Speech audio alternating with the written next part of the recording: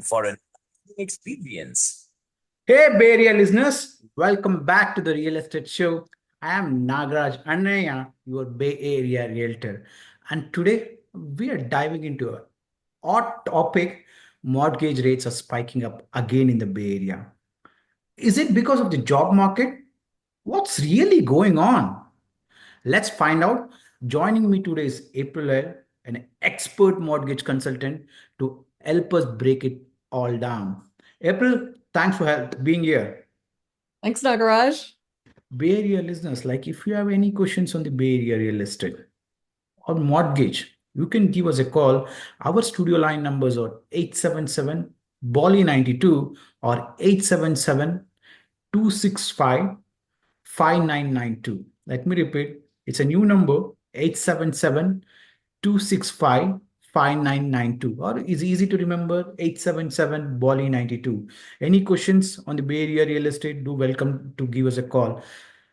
April, like what's happening in the Bay Area real estate or like overall in the mortgage trend? Like, why do you think there's a spike in the mortgage rates? So recently, a few factors. We've had actually a strong September jobs report, Mm-hmm. and oil has moved up sharply in price, which is causing that. And the consumer price index is higher than the Fed's desired target rate for inflation.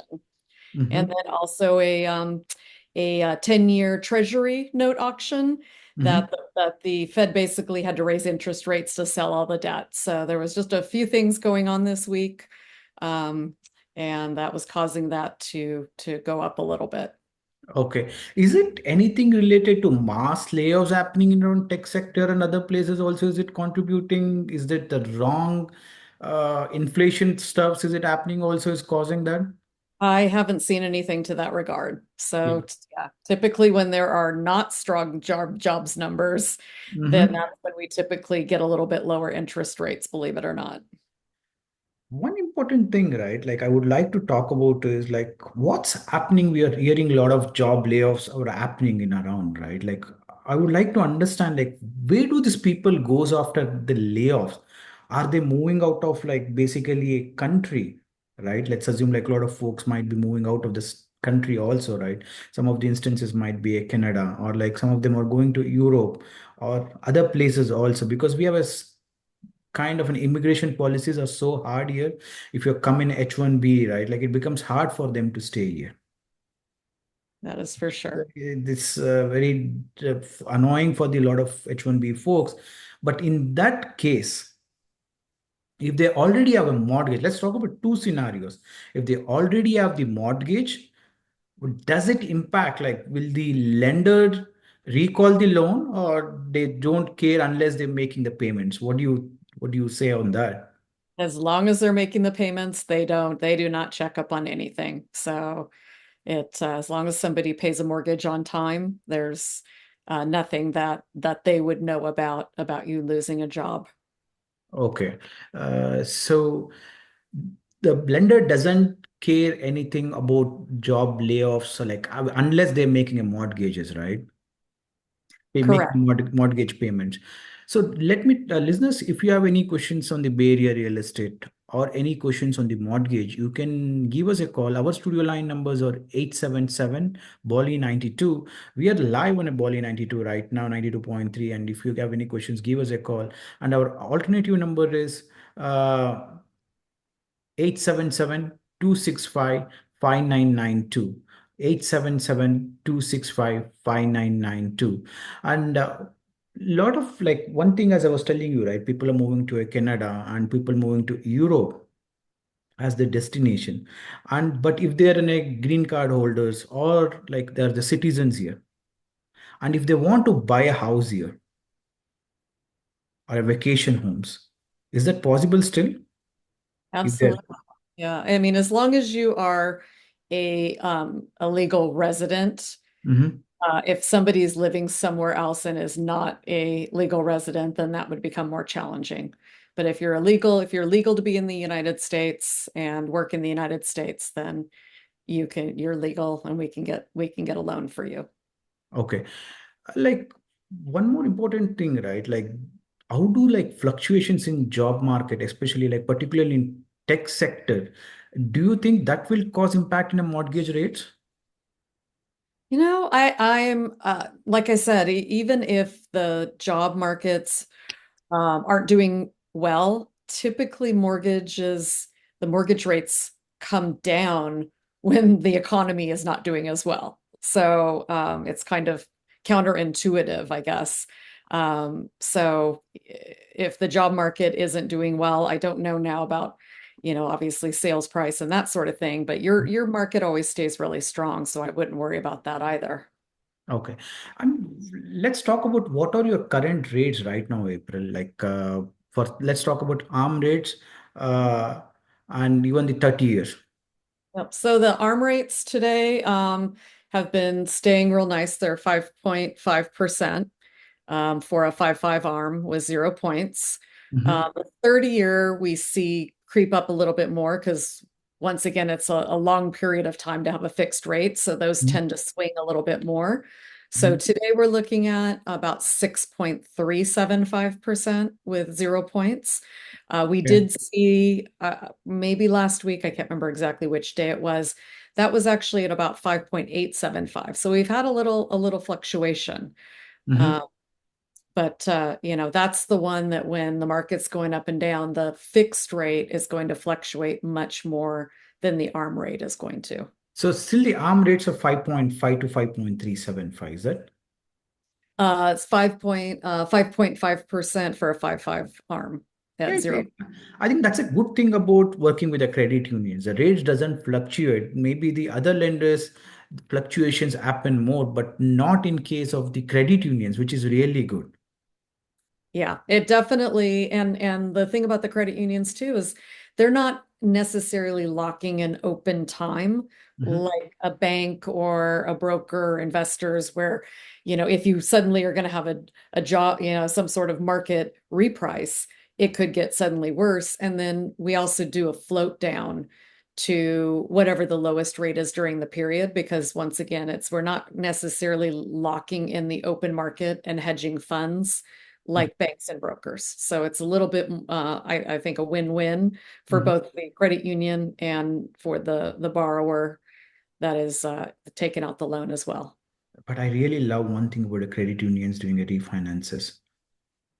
You guys charge very less for the refinances and no need to go restart your loan again, right? That's what is correct. And my understanding is correct. Yep. They're very good with loan retention. They um, want to the loan to stay through them. So if you have a certain amount of months of on-time payment, then they will offer a lot of times just a loan modification to your loan. And it might be for a, flat fee in certain cases of $3,000, and it's a flat fee, but it'll be down to current rate. And you don't even have to go through any of the steps of doing a refinance, having an appraisal done, or any of that. They literally will just process that for you over the remaining term and then change the payment over the remaining term. Listeners, myself, Bay Area Realtor Nagaraj Anaya, and I'm talking to April Held, and we're discussing about a Bay Area real estate and a mortgage.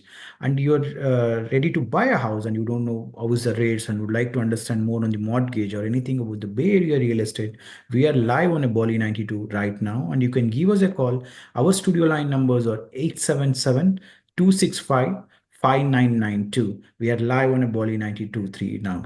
So one thing is like we just discussed about the refinance, how it works with the credit union. Like basically, we're not restart. Uh, Tell me one thing here, April. Like the interest rates, whatever you paid up to right now. Let's assume you bought a house 6 months back, and you're going to refinance, and you most of the buyers might have logged in for a 6.25. Mhm. Okay. If they want to refinance, just they can pay the difference of 3,000 or something, and they can basically lock into the same loan, or like they're going to start a new loan again, 5 years, 7 years. How does that? So if the loan, if, obviously we did it through the credit union investor, uh, Mhm. then they would just pay the $3,000 and then the rate would come down to current rate. So if they were at 6.25, it would come down to 5.5%. Mhm. And then the loan would just be re-amortized over the remaining term. Okay. Listeners, if you have any questions on the Bay Area real estate or anything on the mortgage, give us a call. Our studio line numbers are 877 Bolly 92. We are discussing about Bay Area real estate market, and any questions are more than welcome to please call and ask us. And one of the important thing to understand is the buyer strategies right now, right? One is for potential buyers sitting on the fence, what strategies can they use for to manage a higher mortgage rates? Can they look at a shorter term goals like arm or buy down points? What do you suggest on that? Right now, personally, I wouldn't pay points because chances are the rates are going to go down. And what happens when you pay points is Mhm. you're basically paying the money now to get the lower rate Mhm. later. And usually it's not going to break even until maybe year 4, Mhm. somewhere around there. And so I wouldn't recommend paying points right now. But and doing a short-term loan right now, I think is a very, very, very good option because in this case, you're getting almost a percent better in interest rate. You're getting 7/8 better percent in interest rate today Mhm. from the fixed to the arm. And I actually just did this for one of our mutual clients that he said, "Oh, I just got the disclosures." Well, what does it look like for 30-year fixed? And I gave him the payment and the rate for the 30-year fixed, and he said, "I will stay with the arm." And I I think it's a good thing. He called me also and he told me, Nagraj, what do you suggest? You want me to go for a 30-year fixed? I told him, dude, it doesn't make sense.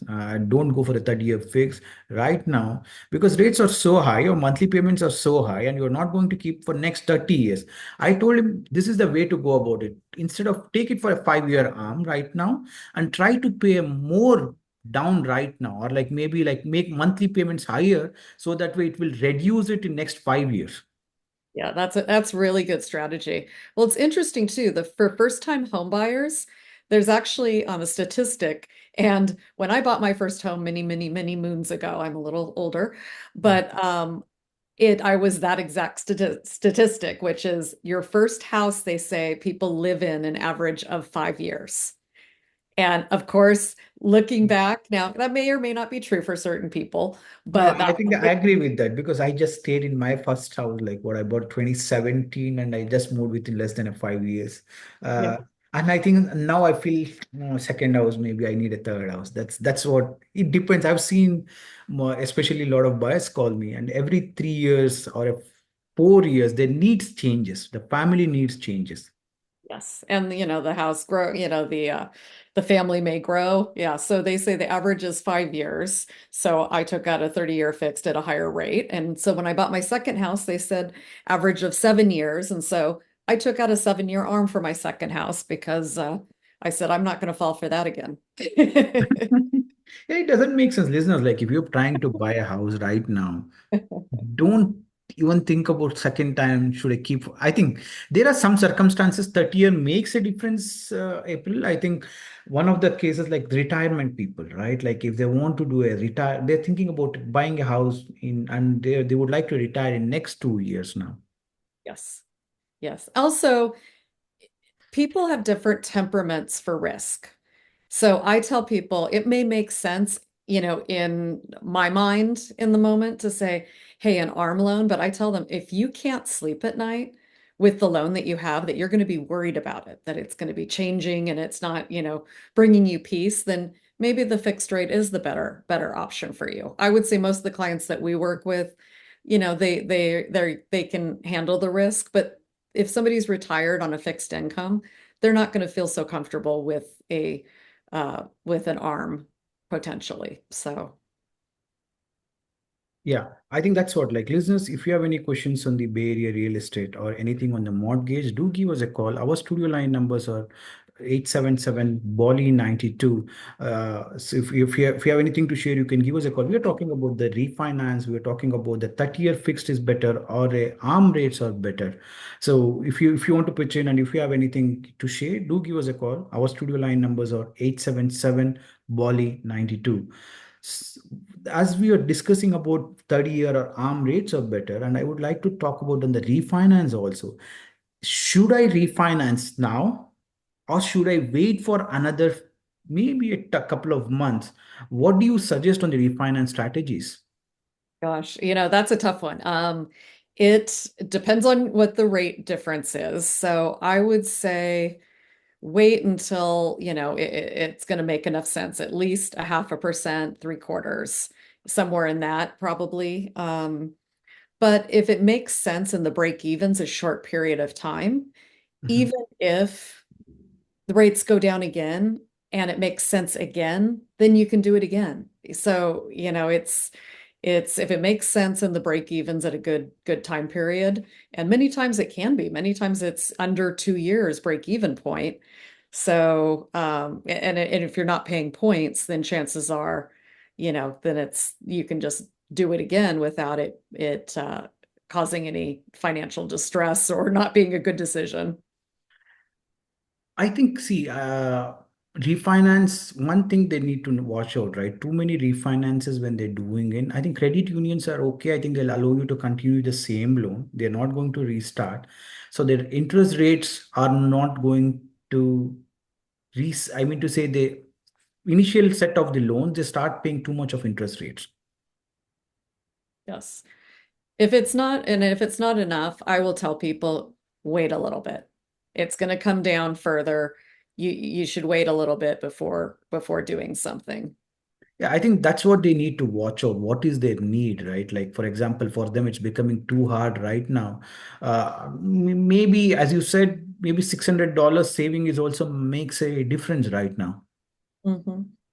Yeah. And I tell people, because obviously a lot of times people don't get uh, real information on what rates are really doing. Sometimes they hear information late and it's just not, they're not hearing the real story. So I always tell people, just check in with me. I'm happy to, text me, email me, whatever you want to do and check in. And I'm happy to say, yes, no, and I try to keep an eye on those things. Yeah, I think recently we helped one of the client also who bought a 6 months back and they called me, Nagraj, I bought a rate for 6.25. Can you help me on the refinance? I just told like we already bought it from a loan law credit union. Just ask them within a $3,000 they were able to refinance it like the same loan they continued. Yeah, exactly. And no need of appraisal. You're saving on the appraisal fees too. And sometimes, a headache because, it is, you have to get a lot of paperwork out and do all of that. And so, it's a nice option to not have to go through that and just have the lower payment and rate. Yeah. And see, one more important thing I would like to consider or talk about is when they're buying a loan or like basically by planning to buy a house right now, but they're not qualifying for more than, let's assume, let's give an example of they plan to buy houses for a 1.3 purchase price, but due to a husband's income, Mhm. okay, they can do a only 1.1 and wife is doing a part-time work. Maybe she makes a 3 grand and she has just started 6 months back or a 5 months back. Can we consider that income also for the qualifying for the mortgage? Absolutely. Yeah. It's if we can figure out some sort of minimum amount that maybe she is required to work, we can use that income and that 3,000 can make a huge difference. Yeah. So because maybe I think a lot of buyers might be like, I've seen a lot of buyers like on the verge, right? Like basically they want to buy 1.3. I recently we tried to help a couple of clients like this. Mhm. So Yeah. they're liking the houses around 1.3 million, but they can just qualify for 1.1.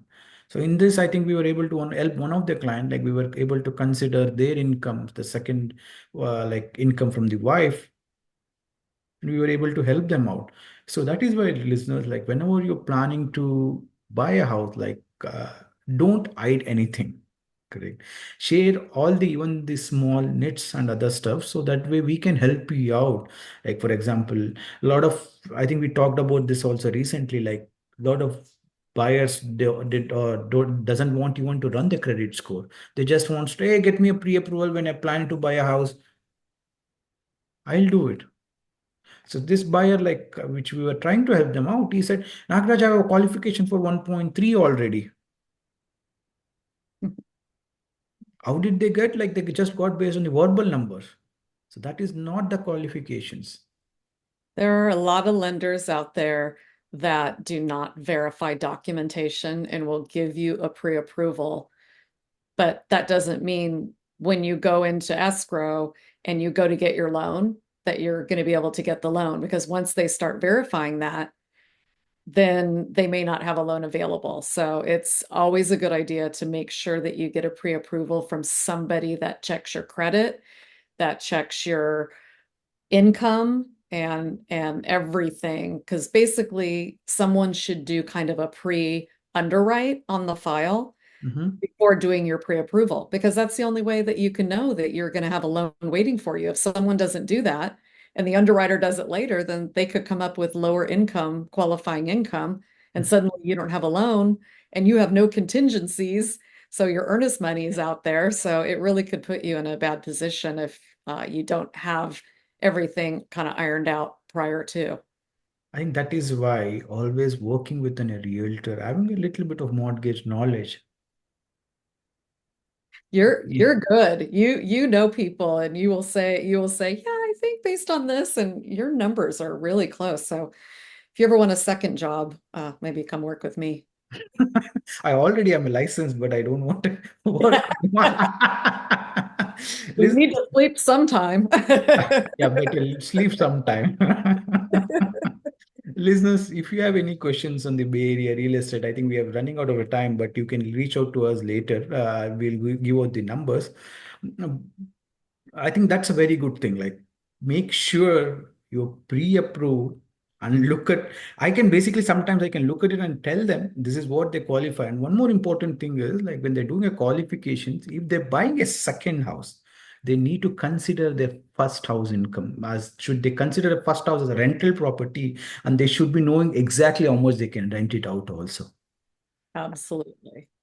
And sometimes you need it. The homes are expensive nowadays, so sometimes we need that rental income. No, I think when you talk to the seller, sometimes seller agent, right, you should be basically communicating with them very properly. So I was able to help one of my client, like we were talking to that seller and we almost 2 weeks counter offers. We keep sending counter offers, counter offers. The seller agent trusts me so much, they didn't even ask me a pre-approval. Only thing we need to find out is the price what the seller is interested. So Yes, listeners, like if you're planning to buy a house or like basically selling, it's a journey always. Okay.